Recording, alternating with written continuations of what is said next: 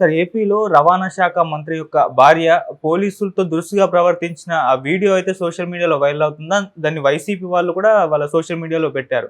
ఇప్పుడు దాని పట్ల చంద్రబాబు నాయుడు గారు కూడా ఖండించడం జరిగింది. అసలు ఏం జరిగింది? ఎందుకు ఆ విధంగా ఆమె ప్రవర్తించింది? మరి చంద్రబాబు నాయుడు గారు ఏం చేశారు సార్ ఇప్పుడు?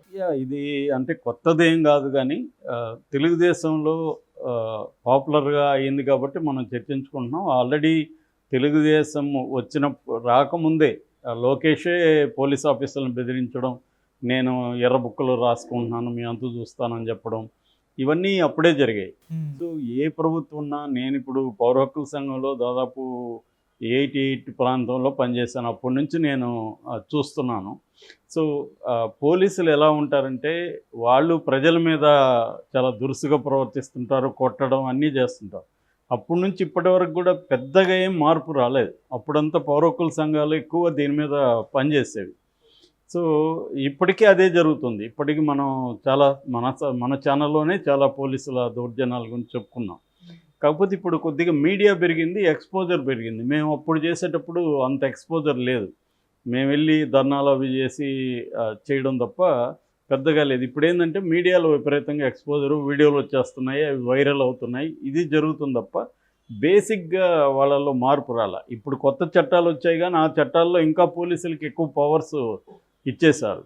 సో అందువల్ల ఏంటంటే రాజకీయ నాయకులు ఏం చేస్తారంటే తమ ప్రయోజనాల కోసం పోలీసుల్ని ఇల్లీగల్గా వాడుకుంటారు. ఇల్లీగల్గా వాడుకోవడం వల్ల పోలీసులు ఏం చేస్తారంటే మనల్ని వీళ్ళు ఇల్లీగల్గా వాడుకుంటున్నారు కాబట్టి వీళ్ళు మనం తప్పు చేసినా కూడా ఏం చేయలేరు అన్నట్టుగా వాళ్ళు ప్రజల మీద రెచ్చిపోతారు. సో ఓవరాల్గా సిస్టమ్ పైన చేంజ్ అయితే కానీ కింది చేంజ్ అవ్వదు. సో ఇది ఎప్పటికీ ఎవరు అధికారంలో ఉన్నా చేంజ్ కాదు. జగన్ని మొన్నటి వరకు తిట్టారు, ఇప్పుడు చంద్రబాబు వచ్చినాక ఏమన్నా డ్రాస్టిక్ మార్పులు వచ్చాయా? ఏం రాలేదు.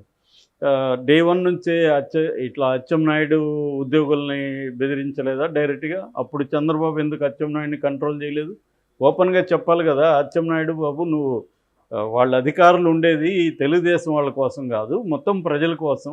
తెలుగుదేశం వాళ్ళు బిల్ల పెట్టుకొని వెళ్ళండి, మీరు అక్కడ వెళ్ళగానే వాళ్ళని కూర్చోబెట్టి టీ ఇచ్చి మీ పనులు చేస్తారు, పనులు చేయకపోతే వాళ్ళకి ఏం జరుగుతుందో చెప్పక్కర్లేదు అంటే అంత బెదిరించాల్సిన అవసరం ఉంది ఉద్యోగుల్ని.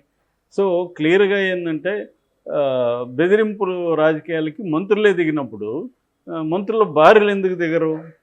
కాబట్టి ఇది అప్పుడు అదేదో అంటారు కదా, మొదట్లో ఖండించకపోతే అడ్డాల నాడు ఖండించకపోతే గడ్డాల నాడు ఖండించలేమని.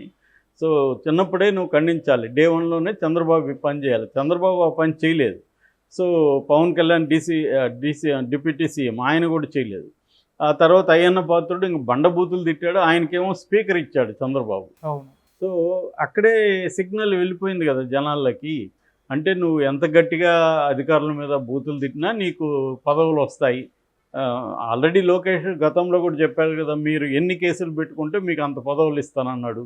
కాబట్టి క్లియర్గా తెలుగుదేశం ఏ రకమైన డిఫరెన్స్ చూపించట్లేదు. అంతకుముందు జగన్ ప్రభుత్వం ఎలాగునిందో తెలుగుదేశం ఇంకా స్ట్రాంగ్గా ఉంటుంది. ఎందుకంటే వీళ్ళ ఆర్గనైజేషన్ జగన్తో పోలిస్తే జగన్ పార్టీతో వీళ్ళది మోర్ ఆర్గనైజ్డ్ పార్టీ తెలుగుదేశం. కాబట్టి రెండోది ఇది వాళ్ళకంటే కూడా చాలా సుదీర్ఘకాలం అధికారంలో ఉన్న పార్టీ. కాబట్టి వాళ్ళు ఇంకా రెచ్చిపోయే అవకాశం ఉంది. ఇప్పుడు జగన్ ప్రభుత్వంలో ఉన్న చాలామంది కొత్త వాళ్ళు ఎమ్మెల్యేలు ఎంపీలు అయ్యారు. వాళ్ళకి లోకల్గా అంత పవర్ ఉండదు, కొత్త వాళ్ళు అయినారు కాబట్టి. నేను చాలామందిని చూశాను. ఇప్పుడు ట్రైబల్స్ కావచ్చు, బీసీలు ఇలాంటి వాళ్ళని కొత్త వాళ్ళకి ఇచ్చినప్పుడు వాళ్ళకి స్థానికంగా అంత ఉండదు. నేను చాలామంది ఎస్సీలు, బీసీలు, ఎమ్మెల్యేలు, ఎంపీలు అధికారులతో మాట్లాడేది చూస్తే ఒక ఆయనైతే ఒక ఎస్సీ ఎమ్మెల్యే నేను జైలు గురించి మా లొకేషన్ కోసం వెళ్తే ఆయన ఫోన్ చేసి తమరు సార్, తమరు చూడండి సార్ అని మాట్లాడుతున్నాడు. ఆ తేడా ఉంటుంది. అదే అప్పర్ కాస్ట్ రెడ్డి, కమ్మ వీళ్ళు ఉన్నారనుకో ట్రెడిషనల్గా రాజకీయాల్లో, చూడయ్యా అదేదో మనకు అవసరం, మనోడు వచ్చాడు చూడు చెయ్యి ఇలా మాట్లాడతారు. ఆ వాయిస్లోనే తేడా వచ్చేస్తుంది. సో ఈ అంతరాలు కనిపిస్తాయి మనకి. అందువల్ల తెలుగుదేశం ఉన్నా, వైసీపీ ఉన్నా, కాంగ్రెస్ ఉన్నా ఏం ఫరక్ ఏమీ పడదు. ఇలాంటి సంఘటనలు జరుగుతూ ఉంటాయి, మనం చెప్పుకుంటుంటాం, అవి ఖండిస్తుంటాం, జరుగుతూనే ఉంటాయి. సో అప్పుడే కానీ అంటే ఒక అచ్చెన్నాయుడు, ఒక అయ్యన్న పాత్రుడు, ఒక జేసీ ప్రభాకర్ రెడ్డి అయితే ఓపెన్గా టీవీ ఛానళ్ళ ముందు ఓపెన్గా అతను కొడకల్లారా నరికేస్తా అని మాట్లాడుతుంటే ఆయన్ని చంద్రబాబు ఎందుకు ఖండించలేదు? సో చంద్రబాబు అయినా ఎవరైనా నీతులు చెప్తారు తప్ప యాక్షన్ చూడాలి మనం, మాటలు కాదు. కాబట్టి ఇటు పవన్ కళ్యాణ్ ఖండించాడా? ఈ ముగ్గురిని ఖండించలేదు. చంద్రబాబు ఖండించాడా? లోకేష్ ఎవరు ఖండించలేదు. అందుకని ఇవాళ ఆమె తప్పంటే ఎలాగా? ఆమెకు అర్థమైంది ఏమంటే మనం మంత్రులు మనం ఏం చేసినా చెల్లుతుందని ఆమె నమ్మింది. అది వీడియో దొరికింది కాబట్టి ఇప్పుడు ఆమె లేడీ కాబట్టి, ఆమె మంత్రి భార్య కాబట్టి, ఆ మంత్రి కూడా ఫస్ట్ టైం మంత్రి కాబట్టి ఇప్పుడు వచ్చింది. మరి దివాకర్ రెడ్డిని ఎందుకు అనలేదు చంద్రబాబు? అచ్చెన్నాయుడిని ఎందుకు అనలేదు? అయ్యన్న పాత్రని ఎందుకు అనలేదు? ఆమెను మాత్రం ఎందుకు అన్నాడు?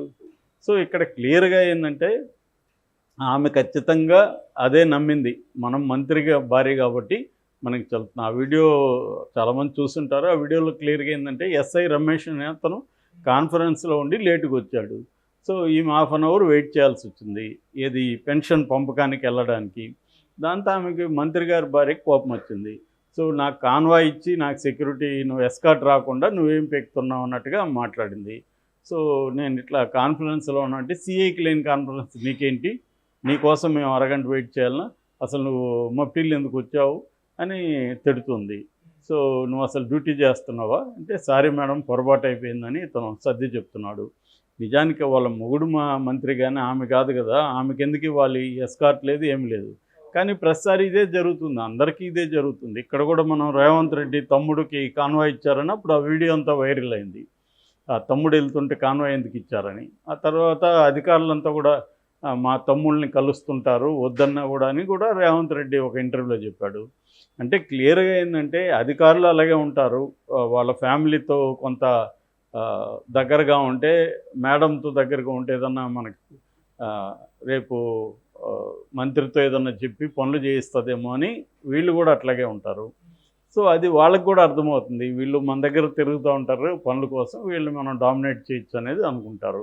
సో ఇవన్నీ కూడా అంటే మనకున్న political structure, political power structure ఇవన్నీ మారకుండా ఒక ఇండివిజువల్ ఇష్యూ లాగా దీన్ని చూడకూడదు మనం. ఈ హరితారెడ్డిని, ఈ రాంప్రసాద్ రెడ్డి వాళ్ళ భార్య రవాణా శాఖ మంత్రి, ఆమె చేసిన దాన్ని ఒక ఇండివిజువల్ విషయంగా మనం చూసి ఖండించి బాగానే ఉంది ఖండించేసాము అని అనుకుంటే లాభం లేదు. ఇది more deep rooted problem. So ఇటువంటి వచ్చినప్పుడు డీప్ రూట్స్ని మనం చర్చించాలి. ఓన్లీ ఇండివిజువల్ హరితారెడ్డి ఈరోజు ఆమె చాలా ఘోరమైన మహిళ అనుకుంటే లాభం లేదు. ఆమె ఒక రెగ్యులర్ మామూలు గృహిణి, ఆమె ఘోరమైన నేరం ఏం చేయలేదు. ఆల్రెడీ వీళ్ళు మంత్రులు స్పీకర్ చేసిన దానికంటే జేసీ ప్రభాకర్ రెడ్డి కంటే ఆమె ఘోరంగా బిహేవ్ చేయలే. సో వీళ్ళకి ఇంకా బాధ్యత ఉంది, వీళ్ళ అనుభవం ఉంది.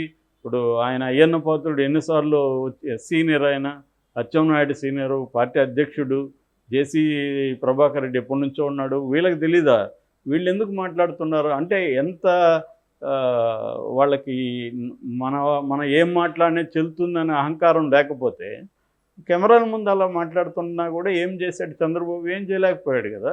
ఇప్పుడు మంత్రి కాబట్టి, ఆ కొత్త అతను కాబట్టి అతనికి ఫోన్ చేసి వివరణ అడిగాడని చెప్తున్నారు.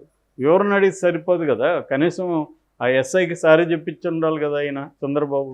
ఆమె దగ్గర ఆ ఎస్ఐకి సారీ బహిరంగంగా చెప్పించుంటే కనీసం వీటి సిగ్నల్ వెళ్ళేది జనంలో, వాళ్ళ నాయకుల్లోకి. అది కాకుండా ఏం జరిగింది మహా అంటే వివరణ ఇచ్చుకున్నారు అంతే కదా అన్నట్టుగా ఉంది. సో నేను ముందు నుంచి చెప్తున్నా, ఏ పొలిటికల్ పార్టీలకి తేడా ఏం లేదు. పొలిటికల్ పార్టీలు ముఖాలు మారుతుంటాయి తప్ప బేసిక్ ఎసెన్స్లో ఒకటే. అది ఓవరాల్గా మనకి అధికార ఈ నిర్మాణం ఏదైతే ఉందో, ఈ సిస్టమ్ ఏదైతే ఉందో దాన్ని మార్చడం మీద ఫోకస్ చేయాలి తప్ప ఇండివిజువల్స్ని టార్గెట్ చేసి మనం ఇలాగా అంటే కుదరదు. మామూలుగా రెడ్డి, కమ్మ ఈ ట్రెడిషనల్గా ఉండే బలమైన అగ్రకుల అహంకారం అనేది ఖచ్చితంగా పనిచేస్తుంది.